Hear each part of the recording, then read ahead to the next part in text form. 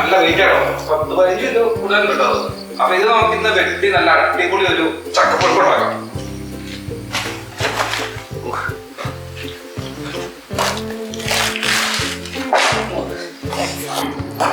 ചക്കപ്പുഴുക്കും മീൻകറി, ചക്കപ്പുഴുക്ക് ചിക്കൻ ഒരു വികാരം അല്ലേ? ഈ ഒരു രീതിയിലാണ് നമ്മളിവിടെ പുഴുങ്ങാനായിട്ട് അരിയുന്നുണ്ടോ. ചിലര് വലുതാക്കി ചിലര് ചെറുതാക്കി നല്ല അടിപൊളി ചാളക്കറി ഉണ്ടാക്കിയിട്ടുണ്ട്.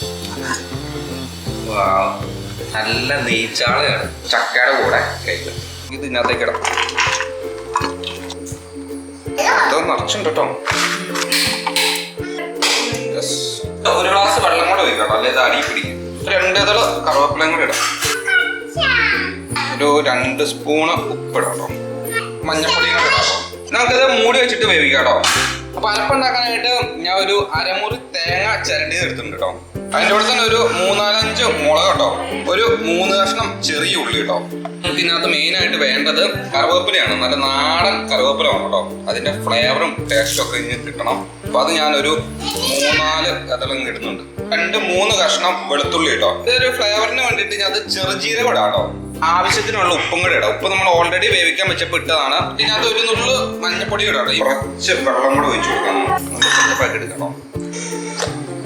അപ്പൊ അതെ അരച്ചിങ്ങനെ എടുത്തിട്ടുണ്ട്. അരച്ച പേസ്റ്റ് ഒന്നും വേണ്ട കേട്ടോ. ജസ്റ്റ് ഒരു 2 കറക്കം കറങ്ങിയാൽ മതി. ഈ ഒരു രീതിയിൽ ഇങ്ങനെ അരഞ്ഞു വന്നാൽ മതി കേട്ടോ. അപ്പൊ അതെ നമ്മുടെ ചക്ക വേഗം തുടങ്ങിയിട്ട് ഏകദേശം ഒരു 15 മിനിറ്റ് ആയിട്ടോ. അത്യാവശ്യം കുഴഞ്ഞു. ഇടക്കിടക്ക് ഞാൻ എടുത്തത് ഇങ്ങനെ ഇളക്കുന്നുണ്ടായിരുന്നു കേട്ടോ. ഇത് നല്ലപോലെ വെന്തിട്ടുണ്ട് സാധനം. വെള്ളം നമ്മൾ ഒത്തിരി ഒഴിച്ചിട്ടില്ലായിരുന്നു. ഈ ഒരു രീതിയിലാണ് വെന്തിപ്പ് വന്നേക്കുന്നത്. ഇപ്പൊ നമ്മൾ അരപ്പ് ചേർത്തിട്ടില്ലോ. അരപ്പ് ചേർക്കാതെ തന്നെ ഇങ്ങനെ കുഴഞ്ഞിട്ടുണ്ട് കേട്ടോ.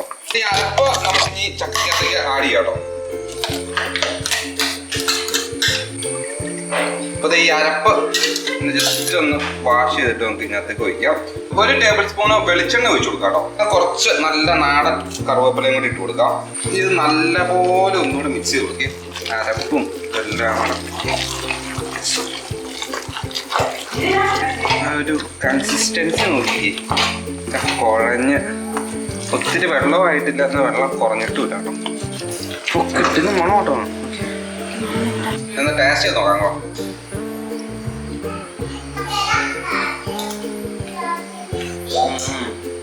അടിപൊളി.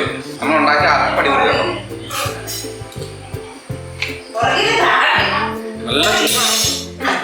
നല്ല ചൂടാണ്, നല്ല ടേസ്റ്റ് ഉണ്ട് കേട്ടോ. നമ്മൾ ഉണ്ടാക്കിയ അരപ്പും ചക്ക എല്ലാം കൂടെ വന്ന് ഇനിയിപ്പോൾ നല്ല ടേസ്റ്റ് ആയിട്ടോ. എനിക്ക് സാധനം എനിക്ക് നോക്കി കുഴഞ്ഞ് മറിഞ്ഞ് ഇത് ഓഫ് ചെയ്യാൻ പോവാം. ഇത് ഇവിടെ ഇരിക്കട്ടോ. ഓക്കെ, നമുക്ക് ഇത് ഇനി കഴിക്കാനുള്ള പരിപാടി